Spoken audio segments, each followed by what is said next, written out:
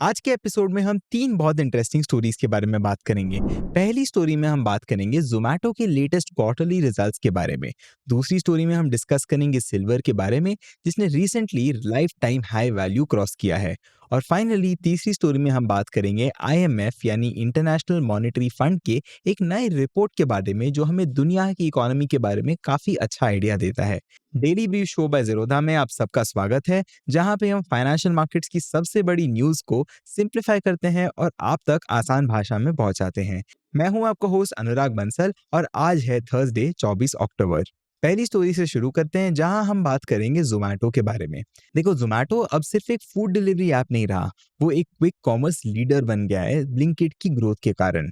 कुछ एनालिस्ट तो ये भी कहते हैं कि ब्लिंकिट जोमेटो के कोर फूड डिलीवरी बिजनेस से ज्यादा वैल्यूएबल हो सकता है। और इंटरेस्टिंग बात तो ये है कि आज से सिर्फ एक साल पहले तक ऐसा कुछ भी नहीं था। कंपटीशन भी इस स्पेस में काफी बढ़ गया है। जोमेटो का मेन राइवल स्विगी अपने IPO के लिए तैयार हो रहा है और नए प्लेयर्स जैसे रिलायंस और फ्लिपकार्ट भी क्विक कॉमर्स में काफी अग्रेसिवली घुस रहे हैं। Q2 ऑफ फाइनेंशियल ईयर 2025 में जोमेटो ने हर बिजनेस एरियाज में स्ट्रॉन्ग परफॉर्मेंस दिखाई है। उनका ग्रॉस ऑर्डर वैल्यू यानी GOV 55% से बढ़कर 17,670 करोड़ रुपीस हो गया और रेवेन्यूज भी 68.5% से बढ़कर 4,800 करोड़ रुपीस तक पहुंच गए। इसके अलावा जोमेटो का नेट प्रॉफिट 176 करोड़ रुपए हो गया, जो पिछले साल के 36 करोड़ रुपए के कंपैरिजन में 389% ज्यादा है। और ये काफी इंप्रेसिव ग्रोथ है एक तरह से देखा जाए तो। इस पूरे सिचुएशन में ब्लिंकिट एक काफी बड़ा टॉप परफॉर्मर रहा है। इनका क्रॉस ऑर्डर वैल्यू, जो GOV बोलते हैं, जैसे मैंने पहले बताया था, 122% से बढ़कर 6,100 करोड़ रुपए पर आ गया है। कंपनी ने 152 नए डार्क स्टोर्स और 7 नए वेयर हाउसेस भी ऐड किए हैं। आज के दिन ब्लिंकिट का टोटल स्टोर काउंट 791 हो गया है, जो स्विगी इंस्टामार्ट के 600 स्टोर्स और जेप्टो के 500 स्टोर से काफी ज्यादा है। ब्लिंकिट के नंबर्स भी काफी ज्यादा प्रॉमिसिंग लग रहे हैं। ब्लिंकिट के नए स्टोर्स पहले ही क्वार्टर में 7 लाख रुपए तक का GOV जनरेट कर पा रहे हैं। एवरेज ऑर्डर वैल्यू, जो इंडस्ट्री में AOV के नाम से जाना जाता है, वो ब्लिंकिट का 660 रुपए हो गया है, जो पिछले क्वार्टर के 600 रुपए से काफी ज्यादा बेटर है। और ये नंबर भी स्विगी के 450-500 रुपए के AOV से काफी बेटर है। इसके अलावा ब्लिंकिट अब फोकस कर रहा है कि वो अपने दिल्ली NCR रीजन से ओवर डिपेंडेंस को कम कर पाए। आज के दिन उनका दिल्ली NCR का रेवेन्यू शेयर 40% से कम हो गया है, जो कि पहले 47% तक पहुंच गया था। दूसरे मेट्रो सिटीज जैसे बॉम्बे और बैंगलोर में भी वो ऐसा ही AOV यानी एवरेज ऑर्डर वैल्यू दिखा पा रहे हैं। अब आगे बढ़कर जोमेटो के कोर फूड डिलीवरी के बारे में बात करें तो बिजनेस यहाँ पे भी काफी ग्रो कर रहा है। इनका GOV 21% बढ़कर 9,700 करोड़ रुपीस हो गया। जोमेटो ने रिसेंटली अपनी प्लेटफॉर्म फी 7 रुपए से बढ़ाकर 10 रुपए कर दिया, जो उनकी प्राइसिंग पावर को दिखाता है। इसकी वजह से फूड डिलीवरी के कंट्रीब्यूशन मार्जिन 7.6% तक बढ़ गए, जो पिछले क्वार्टर में 7.3% थे।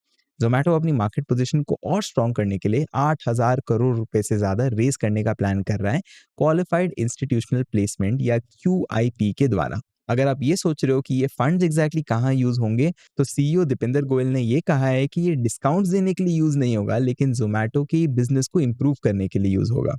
और अगर जोमेटो की आगे की ग्रोथ की बात की जाए, तो वो क्विक कॉमर्स और फूड डिलीवरी की आगे भी एक्सपैंड कर रहा है। जोमेटो ने रिसेंटली पेटीएम के इनसाइडर ऐप को अक्वायर किया और अब वो डिस्ट्रिक्ट ऐप लॉन्च करने की तैयारी कर रहे हैं, जो डाइनिंग आउट और इवेंट टिकटिंग को एक प्लेटफॉर्म में लाने की कोशिश करेगा। CEO दीपेंद्र गोयल ने ये एक्सप्लेन किया कि गोइंग आउट सेगमेंट काफी ज्यादा फास्ट ग्रो करेगा और वो ये मानते हैं कि ये बहुत बड़ी अपॉर्चुनिटी है खाना और एंटरटेनमेंट को एक छत पर लाने की। डिस्ट्रिक्ट अगले 4 हफ्तों के अंदर अंदर ही शायद लॉन्च हो जाएगा और ये जोमेटो के लिए एक नया रेवेन्यू स्ट्रीम भी क्रिएट कर देगा। अब जैसे जैसे जोमेटो ग्रो कर रहा है आगे जाके, दो काफी बड़े सवाल मन में आते हैं। पहला, क्या ब्लिंकिट को वो स्केल करते हुए मार्जिन्स मेंटेन कर पाएंगे और क्विक कॉमर्स के कंपटीशन का सामना कर पाएंगे? और दूसरा क्वेश्चन ये है कि क्या इनका नया डिस्ट्रिक्ट ऐप भी ब्लिंकिट की तरह सक्सेसफुल हो पाएगा? इन क्वेश्चंस का आंसर तो शायद टाइम के साथ ही मिलेगा, लेकिन ये बात पक्का है कि जोमेटो एक बहुत इंटरेस्टिंग ग्रोथ पाथ पर है और इस पर एक वॉच रखना ऑलमोस्ट मैंडेटरी है हमारे जैसे इन्वेस्टर्स के लिए। अब इसी के साथ बढ़ते हैं आज की दूसरी स्टोरी की तरफ, जो है सिल्वर के बारे में। देखो, रिसेंटली सिल्वर ने 1 लाख रुपए पर KG क्रॉस किया और गोल्ड ने 81,000 रुपये पर 10 केजी का रिकॉर्ड हाई टच किया। पिछले साल में सिल्वर के प्राइसेस 17.6% तक बढ़े हैं और गोल्ड के प्राइसेस 13.4% बढ़े हैं। लेकिन सिल्वर का सफर एक तरह से इतना स्मूथ नहीं था। इस रैली के पहले प्राइसेस काफी टाइम तक काफी कम भी थे। तो क्वेश्चन ये है कि आखिर क्या हुआ और आप जैसे इन्वेस्टर को क्यों फर्क पड़ना चाहिए। चलिए आज की स्टोरी में यही समझते हैं। देखो, सबसे पहले बात करते हैं सिल्वर और गोल्ड के डिफरेंस के बारे में। गोल्ड को सेफ हेवन माना जाता है। सेंट्रल बैंक्स इन्हें खरीदते हैं और क्राइसिस के वक्त इन्वेस्टर्स भी तेजी से काफी गोल्ड खरीद लेते हैं। गोल्ड का मेन काम वेल्थ प्रिजर्व करना है। लेकिन देखा जाए तो सिल्वर एक थोड़ा सा अलग मेटल है। ये एक प्रेशियस मेटल भी है और इंडस्ट्रियल मेटल भी है, और इसलिए ये थोड़ा सा कॉम्प्लेक्स हो जाता है। मैं समझाता हूँ। देखो, सिल्वर इलेक्ट्रिसिटी का काफी अच्छा कंडक्टर है। ये प्रॉपर्टी इसे इंडस्ट्रियल यूज के लिए काफी जरूरी बना देती है। गोल्ड ज्यादातर इन्वेस्टमेंट और ज्वेलरी के लिए यूज होता है, लेकिन दुनिया का आधा सिल्वर रफली इंडस्ट्रियल यूज के लिए आता है।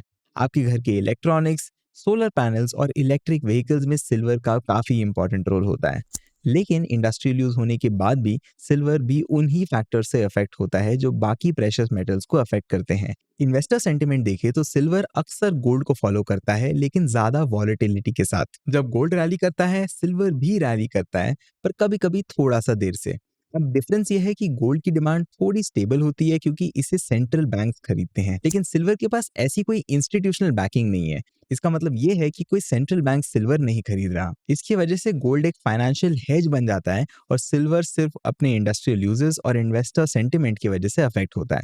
गोल्ड और सिल्वर की वॉलेटिलिटी लेवल भी अलग होती है। गोल्ड जनरली कम वॉलेटाइल होता है और इसके प्राइस को इन्फ्लेशन, जियोपॉलिटिकल इवेंट्स और सेंट्रल बैंक पॉलिसीज काफी ज्यादा अफेक्ट करते हैं। लेकिन सिल्वर की छोटी मार्केट साइज और ज्यादा इंडस्ट्रियल डिमांड की वजह से वो ज्यादा वॉलेटाइल होता है। सिल्वर का वॉलेटिलिटी गोल्ड के कंपैरिजन में 2 से 3 गुना भी ज्यादा हो जाता है कभी कभार।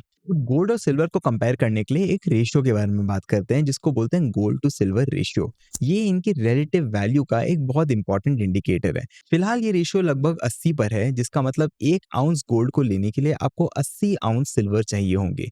हाई रेशियो का मतलब ये है कि सिल्वर गोल्ड के कंपैरिजन में काफी अंडर वैल्यूड है। लेकिन देखा जाए तो ये रेशियो आज के दिन गोल्ड के जियोपॉलिटिकल हेज की डिमांड की वजह से ज्यादा है। अगर मॉनेटरी पॉलिसी चेंज होती है और सेंट्रल बैंक्स रेट्स कट करते हैं, तो गोल्ड और सिल्वर के बीच का हिस्टोरिकल कोरिलेशन वापस आ सकता है, जिससे सिल्वर को कुछ एडवांटेज मिलेगा। लेकिन ये सारी तो बातें हो गई, क्वेश्चन तो अभी भी रह गया, सिल्वर के प्राइसेस बढ़ क्यों रहे हैं। देखो, एक बहुत बड़ा फैक्टर है ग्लोबल एनर्जी ट्रांजिशंस की डिमांड। सिल्वर फोटोवोल्टेक एप्लीकेशंस यानी सोलर पैनल्स के लिए सिल्वर हाई डिमांड में है। सोलर पैनल्स काफी तेजी से बढ़ रहे हैं और 2023 में इंस्टॉलेशंस एक्सपेक्टेशन से काफी ज्यादा हुए हैं। पीवी सेक्टर ने लास्ट ईयर लगभग 161 मिलियन आउंसेस का सिल्वर यूज किया था। आने वाले टाइम में डिमांड और भी ज्यादा बढ़ सकती है जब नए हाई एफिशिएंसी सोलर सेल्स जो ज्यादा सिल्वर यूज करते हैं ज्यादा कॉमन हो जाएंगे शायद। कुछ और फैक्टर्स है इलेक्ट्रिक व्हीकल्स, 5G एटसेट्रा जैसे टेक्नोलॉजीज और एआई का अडॉप्शन भी। ये टेक्नोलॉजीज ज्यादा इलेक्ट्रॉनिक्स यूज करते हैं, जिसका मतलब ये है कि सिल्वर की ज्यादा जरूरत बढ़ेगी। बैटरी चार्जिंग इंफ्रास्ट्रक्चर और इलेक्ट्रिकल ग्रिड अपग्रेड्स भी काफी ज्यादा सिल्वर यूज करते हैं, और जैसे जैसे ये सेक्टर्स ग्रो करेंगे सिल्वर की डिमांड भी बढ़ती रहेगी। सिल्वर के साथ एक और छोटी सी प्रॉब्लम है कि सप्लाई साइड पर डिमांड के साथ चलना उनके लिए मुश्किल हो रहा है। Last year silver mine production थोड़ी कम हो गई थी, 830.5 मिलियन आउंसेस के आसपास। ग्लोबल सिल्वर प्रोडक्शन में भी काफी चैलेंजेस आ रहे हैं, जैसे स्ट्राइक्स, लोअर ओर क्वालिटी और माइंस की बंदी। मेक्सिको में एक बहुत बड़े सिल्वर माइन का ऑपरेशन सस्पेंड होना इसमें एक बहुत बड़ा फैक्टर है। आज के टाइम पे हम सिल्वर सप्लाई डेफिसिट के तीसरे कंसेक्यूटिव ईयर में हैं। 2023 में ये डेफिसिट 194 मिलियन आउंसेस तक पहुंच गया था, जो रिकॉर्ड लेवल्स में से एक है, जबकि ओवरऑल डिमांड लगभग 7% गिर गई थी। इंडस्ट्रियल डिमांड बढ़ती गई, लेकिन ज्वेलरी, सिल्वरवेयर और कॉइन इन्वेस्टमेंट सेक्टर्स में हाई प्राइसेस और चेंजिंग कंज्यूमर हैबिट्स की वजह से डिमांड काफी गिर गई। सिल्वर इंस्टीट्यूट कहता है कि मैक्रो इकोनॉमिक अनसर्टेनिटीज की वजह से इन्वेस्टर इंटरेस्ट बढ़ा है और इन्वेस्टर्स वॉलेटाइल इकोनॉमिक कंडीशंस में अपने पोर्टफोलियो को डाइवर्सिफाई करना चाहते हैं, और सिल्वर गोल्ड के साथ एक प्रेफर्ड चॉइस बन गया है इसकी वजह से। इससे सिर्फ सिल्वर के प्राइसेस पे नहीं बल्कि इस डेफिसिट पे भी इम्पैक्ट पड़ा है, क्योंकि ज्यादा सिल्वर इन्वेस्टमेंट प्रोडक्ट्स में स्टोर हो रहे हैं जो इंडस्ट्रियल यूज के लिए अवेलेबल नहीं है। फिलहाल अबव ग्राउंड सिल्वर अभी भी वॉल्ट्स में अवेलेबल है, लेकिन ये डेफिसिट्स धीरे धीरे स्टॉक प्राइस को कम कर रहे हैं। जैसे ही इन्वेंट्रीज कम होंगे, मार्केट में एक सप्लाई कम होगी और प्राइसेस और बढ़ सकते हैं। अब बात करते हैं कि इस बारे में बड़े फाइनेंशियल प्लेयर्स एग्जैक्टली क्या कह रहे हैं। यूबीएस कहता है कि सिल्वर अक्सर गोल्ड के पीछे ही रहता है, लेकिन एंड में कैचअप कर लेता है, खासकर जब सेंट्रल बैंक्स मॉनेटरी पॉलिसी को थोड़ा ईज करते हैं। फेडरल रिजर्व्स के रेट कट्स की उम्मीद के साथ यूबीएस ये मानता है कि सिल्वर के प्राइसेस और भी ज्यादा बढ़ सकते हैं। दूसरी तरफ जेपी मॉर्गन थोड़ा ज्यादा कॉशियस है। उनका ये कहना है कि इंडस्ट्रियल डिमांड काफी स्ट्रांग है, लेकिन मैक्रो इकोनॉमिक रिस्क जैसे एक potential economic slow down silver की इंडस्ट्रियल यूज को कम कर सकते हैं। अगर इकोनॉमी स्लो होती है तो इलेक्ट्रॉनिक्स और सोलर पैनल्स की डिमांड गिर सकती है, जो सिल्वर प्राइसेस पर काफी प्रेशर डाल सकती है। तो अब क्वेश्चन ये है कि हमें आगे एक्सपेक्ट क्या करना चाहिए। देखो, ओवरऑल सिल्वर एक काफी स्ट्रॉन्ग इंडस्ट्रियल डिमांड का फायदा उठाता रहेगा, खासकर रिन्यूएबल एनर्जी और इलेक्ट्रॉनिक्स जैसे सेक्टर्स में, लेकिन इसका सफर वॉलेटाइल रहेगा। 2024-25 में एक और मार्केट डेफिसिट की उम्मीद है, जो इंडस्ट्रियल डिमांड के बढ़ने और सप्लाई कम होने की वजह से होगा, लेकिन सिल्वर के फंडामेंटल्स डेफिनेटली स्ट्रॉन्ग दिख रहे हैं। अब अगर एनर्जी ट्रांजिशन एक्सपेक्टेड से ज़्यादा जल्दी होती है, तो सिल्वर की डिमांड काफ़ी तेज़ी से बढ़ सकती है, जो प्राइसेस को और आगे बढ़ा देगी। अगर ग्लोबल इकोनॉमिक ग्रोथ कम होती है या टेक्नोलॉजी एडवांसेस सिल्वर की ज़रूरत को इलेक्ट्रॉनिक्स और सोलर पैनल्स में कम कर देती है, तो प्राइसेस थोड़े ही बढ़ सकते हैं। मैक्रो इकोनॉमिक प्रॉब्लम्स अभी भी हैं। हाई इंटरेस्ट रेट्स ने सिल्वर जैसे नॉन यील्डिंग एसेट्स को कम अट्रैक्टिव बना दिया है, लेकिन जैसे ही मॉनेटरी पॉलिसी रिलैक्स होती है, सिल्वर इन्वेस्टर्स के लिए अट्रैक्टिव बन सकता है। और जबकि सिल्वर गोल्ड से ज़्यादा वॉलेटाइल है, जब कंडीशंस फेवरेबल होते हैं, सिल्वर के प्राइसेस में काफ़ी ज़्यादा हाइक देखने को मिलता है। तो शॉर्ट में बताऊं तो सिल्वर के लिए आने वाला टाइम काफी इंटरेस्टिंग हो सकता है। एनर्जी ट्रांजिशन और इलेक्ट्रिफिकेशन ट्रेंड्स आने वाले टाइम में इसे इम्पैक्ट करते रहेंगे, लेकिन सप्लाई चैलेंजेस अभी भी हैं और ये इस मेटल को थोड़ा सा कॉम्प्लेक्स बना देते हैं। अब चलते हैं तीसरी और आखिरी स्टोरी की तरफ, जहां पे हम ग्लोबल इकोनॉमिक आउटलुक पर एक छोटी सी नजर डालेंगे। क्या बदल रहा है, कौन जीत रहा है, कौन हार रहा है और कौन से रिस्क सब कुछ बदल सकते हैं। चाहे आप एक इन्वेस्टर हो, बिजनेस ओनर हो या सिर्फ ये जानने में इंटरेस्टेड हो कि दुनिया में एग्जैक्टली चल क्या रहा है, ये स्टोरी आपके लिए है। ये इनसाइट्स हमें आईएमएफ की latest world economic outlook report से लिए हैं। सबसे पहले ओवरऑल इकोनॉमी के बारे में बात करते हैं। ग्लोबल इकोनॉमी 2024 और 2025 में 3.2% से ग्रो करेगी। ये डिसेंट है, पर कुछ ज़्यादा खास नहीं है। हर रीजन में काफ़ी ज़्यादा डिफरेंसेस हैं। इंडिया की बात करें तो हम अभी सबसे आगे हैं एक तरह से। हमारी जीडीपी ग्रोथ का प्रोजेक्शन 2024 के लिए 6.8% है, जो बढ़ते डोमेस्टिक डिमांड और बड़े इंफ्रास्ट्रक्चर इन्वेस्टमेंट्स की वजह से है। गवर्नमेंट के प्रोग्राम जैसे प्रोडक्शन लिंक्ड इंसेंटिव स्कीम यानी पीएलआई स्कीम फॉरेन इन्वेस्टर्स को काफ़ी ज़्यादा अट्रैक्ट कर रहे हैं और मैन्युफैक्चरिंग को भी बूस्ट कर रहे हैं। आईटी और फाइनेंशियल सर्विसेज जैसे सेक्टर्स भी डिजिटल ट्रांसफॉर्मेशन और बढ़ते ग्लोबल डिमांड की वजह से बूम कर रहे हैं। अब यहाँ पे ग्रोथ तो डेफिनेटली है, लेकिन कुछ रिस्क भी हैं। इंडिया का एक्सपोर्ट ग्रोथ काफ़ी स्लो है और फाइनेंशियल कंस्ट्रेंट्स ग्रोथ को स्लो कर रहे हैं। बढ़ते इन्फ्लेशन, स्पेशली बढ़ते food prices, household spending कम कर सकती है। रूरल इकोनॉमी जो एग्रीकल्चर पर डिपेंडेंट है, वो अनप्रिडिक्टेबल मॉनसून्स और बढ़ते इनपुट कॉस्ट की वजह से काफ़ी ज़्यादा अनस्टेबल हो गया है। बैंकिंग सेक्टर की बात की जाए तो वो अभी तक स्टेबल है, लेकिन अगर इन्फ्लेशन ऐसा ही रहा या ग्लोबल फाइनेंशियल कंडीशंस खराब हो गए, तो काफ़ी दिक्कतें आ सकती हैं। अब ये तो हो गई इंडिया की बात। दूसरे रीजन से भी कंपेयर कर लेते हैं। सबसे पहले बात करते हैं यूनाइटेड स्टेट्स की। आईएमएफ ने बढ़ते कंज्यूमर स्पेंडिंग और सॉलिड जॉब मार्केट की वजह से यूएस के फोरकास्ट को अपग्रेड किया है, पर ये शायद उतना सस्टेनेबल ना हो, क्योंकि हाउस होल्ड डेट भी काफ़ी बढ़ रहा है वहाँ पे। लॉन्ग टर्म बॉन्ड्स की यील्ड्स बढ़ रहे हैं, जो बोरोइंग कॉस्ट को काफ़ी ज़्यादा बढ़ा रहे हैं। इससे बिजनेस इन्वेस्टमेंट्स और हाउसिंग मार्केट्स को काफ़ी ज़्यादा नुकसान हो सकता है। फेडरल रिजर्व को एक बैलेंस बनाना काफ़ी ज़्यादा ज़रूरी होगा। अब बात करते हैं यूरोप की। यूरोप का आउटलुक उतना अच्छा नहीं लग रहा। ग्रोथ फोरकास्ट डाउनग्रेड हुए हैं। इसका मेन रीजन है बढ़ते energy cost, weak industrial outputs और स्लोइंग एक्सपोर्ट्स। जियोपॉलिटिकल टेंशंस के कारण एनर्जी क्राइसिस भी यूरोजोन की इंडस्ट्रियल बेस को हिट कर रहे हैं। जर्मनी जैसे इकोनॉमीज की मैन्युफैक्चरिंग भी प्रेशर में है। सर्विसेज सेक्टर स्टेबल है, लेकिन इससे लॉस की भरपाई नहीं हो पा रही है। यूरोपियन सेंट्रल बैंक की टाइट मॉनेटरी पॉलिसी बिजनेसेस पे और ज्यादा स्ट्रेन डाल रही है। अब आगे बढ़कर बात करते हैं चाइना के बारे में। देखो, चाइना की बात करें तो उनकी ग्रोथ काफी स्लो हो गई है, मोस्टली प्रॉपर्टी सेक्टर और गिरते कंज्यूमर सेंटिमेंट की वजह से। प्रॉपर्टी सेक्टर जो चाइना की इकोनॉमी का एक काफी बड़ा हिस्सा है, बहुत सारे प्रॉब्लम्स फेस कर रहा है। बड़े बड़े डेवलपर्स लिक्विडिटी इश्यूज से स्ट्रगल कर रहे हैं और गवर्नमेंट ने कुछ मेजर्स इंप्लीमेंट किए हैं, जैसे इंफ्रास्ट्रक्चर स्पेंडिंग और टैक्स इंसेंटिव्स, लेकिन ये कितने इफेक्टिव होंगे, ये बताना थोड़ा मुश्किल होगा।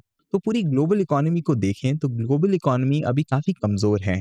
जहाँ यूएस स्टेबल है, वहाँ यूरोप काफ़ी चैलेंजेस भी फेस कर रहा है और चाइना इंटरनल इम्बैलेंसेस से स्ट्रगल कर रहा है। इस अनइवन ग्रोथ का रिस्क मेजर इकोनॉमीज में बढ़ रहा है। अब देखते हैं कि फ्यूचर में और क्या रिस्क हो सकते हैं इसके अलावा।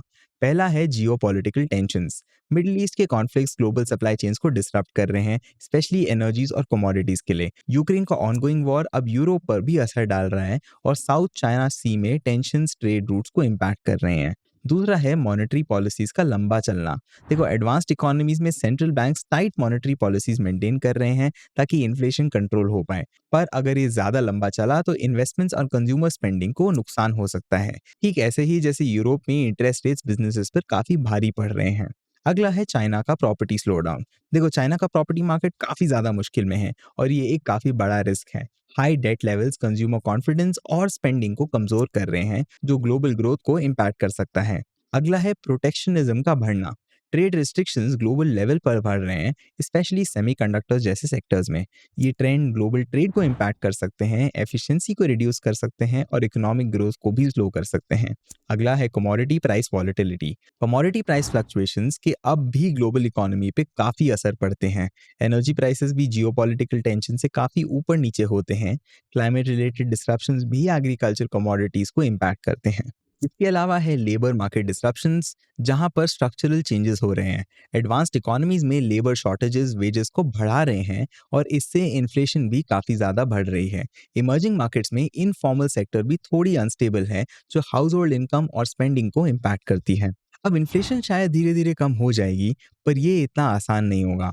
एडवांस्ड इकोनॉमीज जल्द ही सेंट्रल बैंक टारगेट्स के करीब पहुंचेंगी, लेकिन इमर्जिंग मार्केट्स में इन्फ्लेशन हाई रहेगा।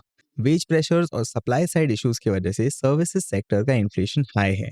इमर्जिंग मार्केट्स में इन्फ्लेशन का एक बहुत बड़ा चैलेंज है। Weak currencies, high import cost और सप्लाई कंस्ट्रेंट्स, ये सभी इन्फ्लेशन को बढ़ा रहे हैं। तो क्वेश्चन अब ये है कि आगे क्या रास्ता होगा। देखो, आईएमएफ ये कहता है कि ग्रोथ तो होगी, लेकिन थोड़ी कम रहेगी। जियोपॉलिटिकल टेंशंस और प्रोटेक्शनिस्ट पॉलिसीज ग्लोबल ट्रेड को रिस्क में डालेंगे। गुड्स से सर्विसेज कंजम्पशन का शिफ्ट होता रहेगा। ये सर्विसेज सेक्टर के लिए काफी अच्छा है, पर मैन्युफैक्चरिंग के लिए मुश्किल होगा, स्पेशली एडवांस्ड इकोनॉमीज जैसे यूरोप में। क्लाइमेट रिलेटेड डिस्ट्रप्शंस एक और रिस्क है, स्पेशली वल्नरेबल रीजन्स में। तो अगर मैं इसे समराइज करूं तो ग्लोबल इकोनॉमी में ग्रोथ स्लो दिख रही है, इन्फ्लेशन हाई लग रहा है और काफी अनसर्टेनिटी दिख रही है।